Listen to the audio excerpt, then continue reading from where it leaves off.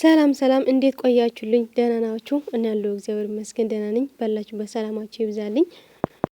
እና እኔ የምላችሁ ምንድነው የምትስቁት እናንተ? እኔ እኮ ለእናንተ ብዬ ነው የተውኩት የተኮላለፉ ፍቱ ቢሆንም ለእናንተ ብዬ ትቼ እናንተ እንድስቁ ብዬ ነው። ግን የምትስቁ ደግሞ በኮሜንት ሳይሆን በውስጣችሁ እንድስቁ ብዬ ነበር። እናንተ ግን ሳቃችን እንደዚህ አይደረግም። ምንድነው ያለችው? አረ ጌታን እንደዚህ አይደረግም ምናምን ማለት ነውና ለማንኛውም ቅመሜ አያልቅባት። ነገ ደግሞ ምን እንደምታመጣ አናውቅም። ግን ደግሞ ነገ እንኳን ብሩኬ ፕራንክ ያደርጋታል ብዬ አስባለሁ። ምን መሰላችሁ? መጨረሻ ላይ አኩርፎ ምናምን ነበርና ይሄንን ምክንያት ተጠቅሞ ምናምን ፕራንክ ሊያዝጋት ይችላል ብዬ አስባለሁ።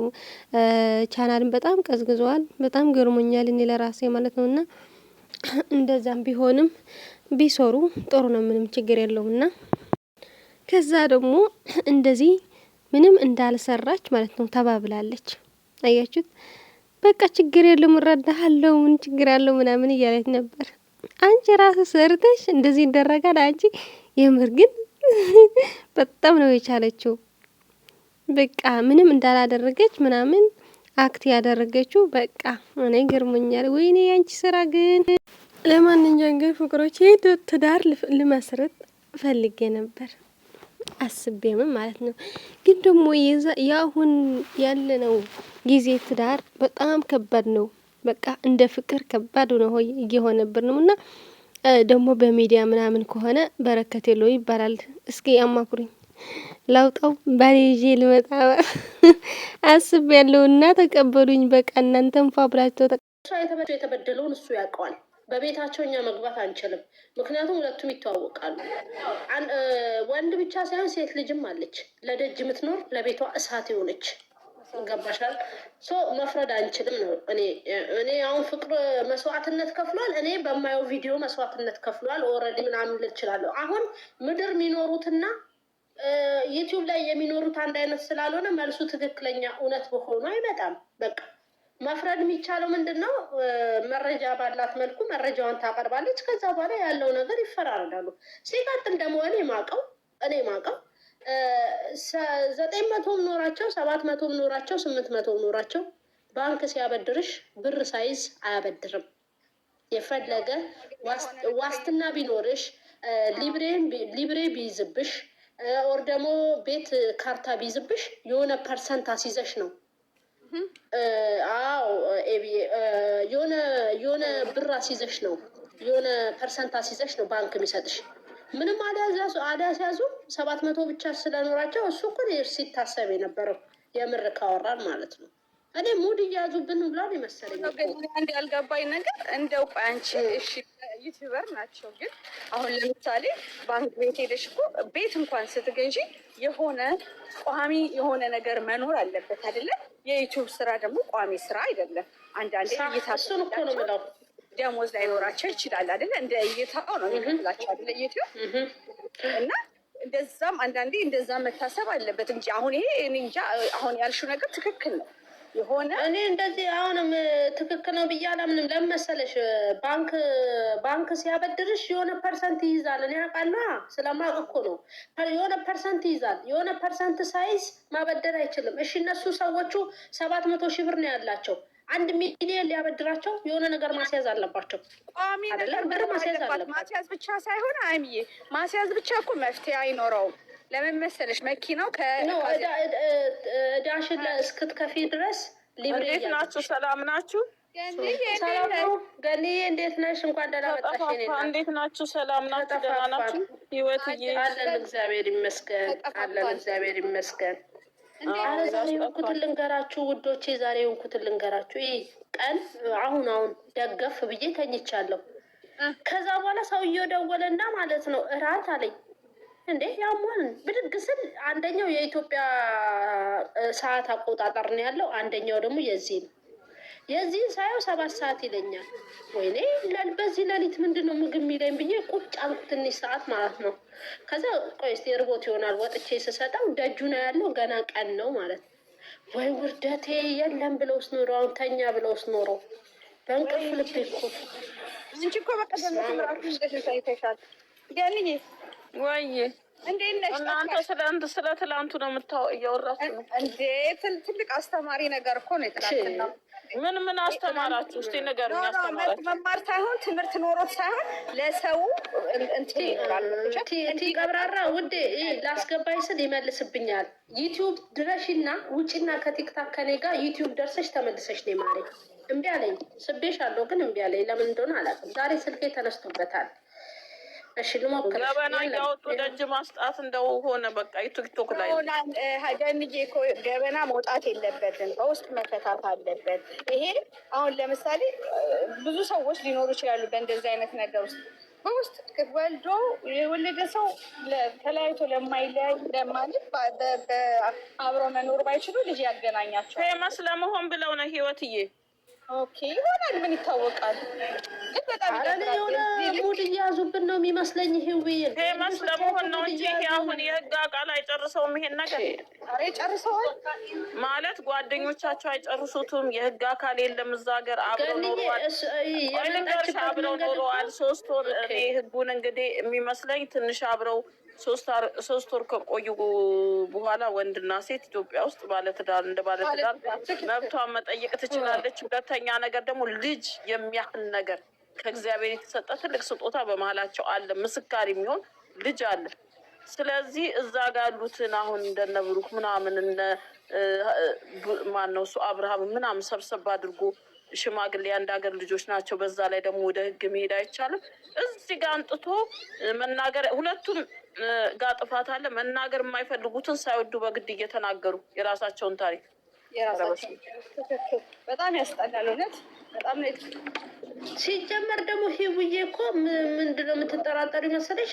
ራስ በራሳቸው ነው ተደዋውለው የመጡት እኮ እና ይሄ ሙድ አይደለም ማሬ።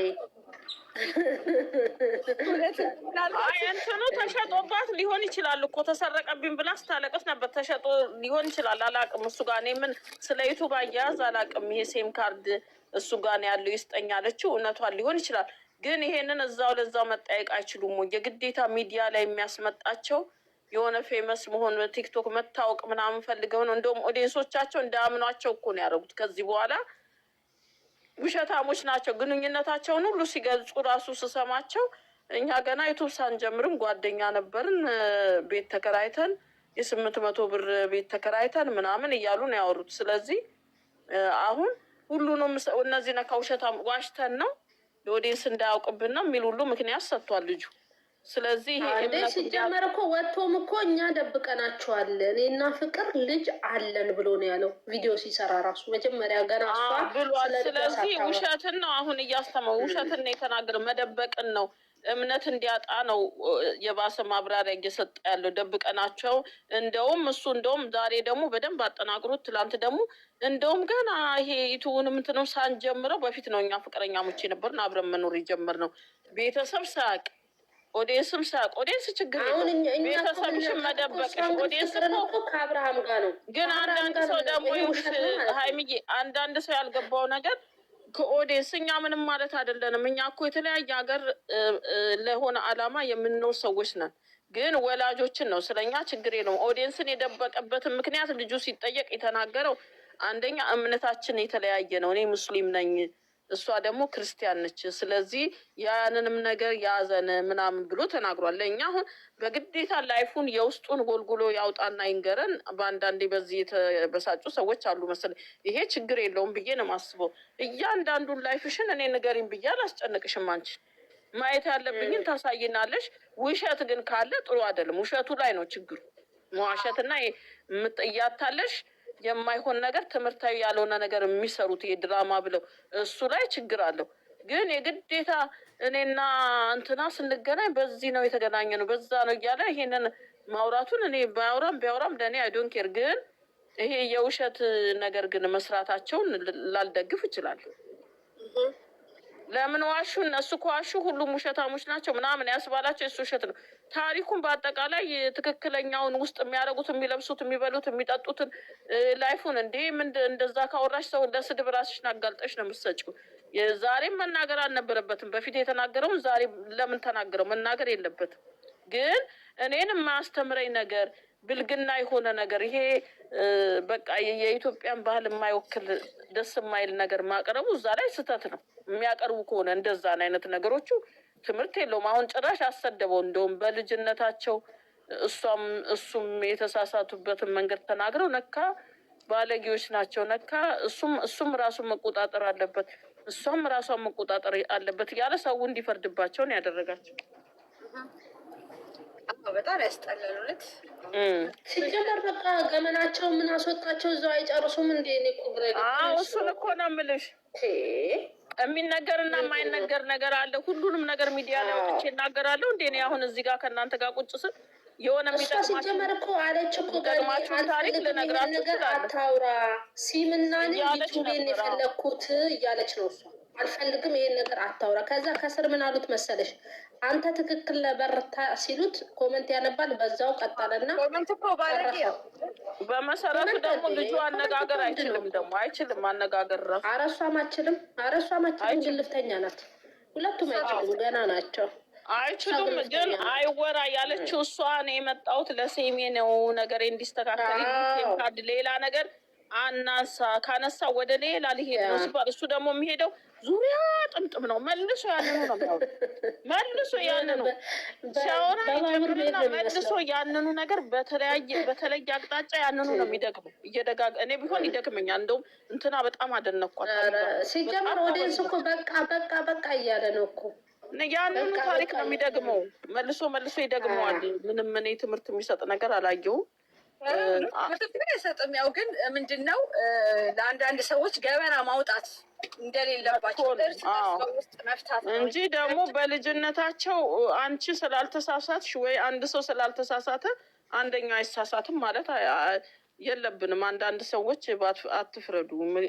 ልጅቷ ወይ ፈልጋም አልፈለገች በቃ በአጋጣሚ ተሳሳቱ። ይሄ ፋይሪጅ የሚባልበት ነገር መጥፎ ነው፣ ከባድ ነው። የሚያልፉበትን ጸጋ እግዚአብሔር ካልሰጣቸው ራሱ ህይወታቸው ውሸት ነው ማለት ነው። ለመሰለሽ እኛ እሷን እኔ አሁን ፍቅርን ማቃት የአብርሃም ፍቅረኛ ሆና ነው ማቃት። እኔ ይሄንን ዩቲዩባን ማቀው እኔ አብርሃም ፍቅረኛ እኮ አይደለችም። ለስራ ነው ሄደች እኮ አለ። እሷ ትሰራለች እንጂ የኔ ነች አለ እኮ። የማንም አይደለችም አለ እሱ አይደል?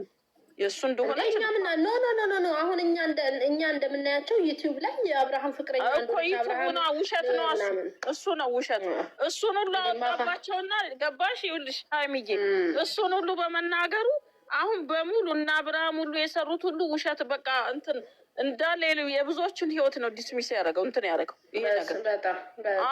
ይሄን ያወራው አሁን በአጠቃላይ የቡታጅራ ልጆች ውሸታሞች እንደሆኑ የሚሰሩ ስራ አሁን ግን አንቺ የምታውቂው ፍቅር ለብቻዋን እንዳላት ፏድ ለብቻውን እንዳለው ነው።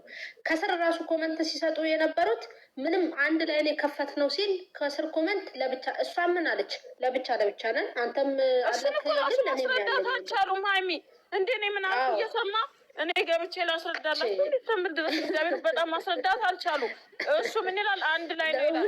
እኔም ማቀው ፍቅር በሚል እሷ ራሷ ቻይናል አላት። እኔ ስከታተላቸው ፍቅር በሚለው ፍቅር የራሷን ይዛ ሄዳ ነበር ከአብርሃም ጋር የምትለቀው። አንድ ቀን አብርሃም ሲለው አንድ ቀን እሷ እዚህም አሁን ከማን ነው ከእንትና ጋር ተጣልታ ላስተካክል ነው የሄድኩት ያለች ጊዜ ራሱ ማን ነው አብርሃም ሩታ ሲጣሉ በመሀል መታን ነበር።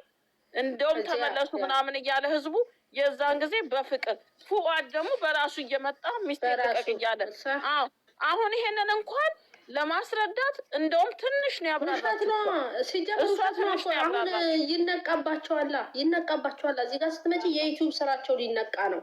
ገባሽ? እሱ እኮ ነው አሁን ችግሩ እዚህ ጋር የተፈጠረው። ምን ይነቃባታል? ምን ችግር አለው? እንዲህ ነው እኔ በሆነም ማስረዳው። ሁለታችንም የየራሳችን የሆነ ቻናል አለን። እኔ ፍቅር በሚለው ስም እሱ ፉአድ አንድ ቀን በእኔ ከሰራን በሚቀጥለው ቀን በሱ እንሰራለን።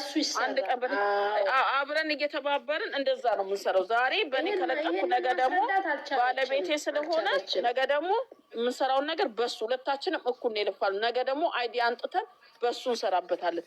በተነገ ወዲያ ደግሞ በእኔ እንሰራበታለን እያል ማብራራት ነው ያልቃታቸው። ይሄ ነው ማብራራት አትችልም። እሷ ግልፍተኛ ናት። እሱም ደግሞ እንደዛ እልህ ነው እኮ አሁን የሁለቱም ጋር የሚታየው እልህ ነው። እልህ ደግሞ አሁንም ሴም ካርቱን የሚሰጣት አይመስለኝም። እኔ እንደውም ተናዶ ሄደ። ምን ልጅ አላሳየም ስላለች የተናደደ ነው ይመስለኝ። ሲጀመር ገንዬ መጀመሪያ እኮ የለም አለ ሲሙ። ቅድሚያ እኮ የለም ብሏል። መጨረሻ ላይ ቁጥሩን ስትነግረው እንዴ አለ እኮ እንተዋወቅ የለ እንዲ አለ እኮ የሆነ ኬዝ አላቸው። ዋናው የኔ የምጠቀምበት ነው። መጀመሪያ እኮ የለም አለ። ህይወትዬ ደግሞ እኮ እንደ ቁም ነገር እሱንም ሼር ታደርጊልኛለሽ እንዴ? ለኔስ ስንት ነው ህይወት ተዛሪ ያይበታለን በደንብ። በቃ የዛሬው እንግዲህ ትዳር ይሄ ይመስላል።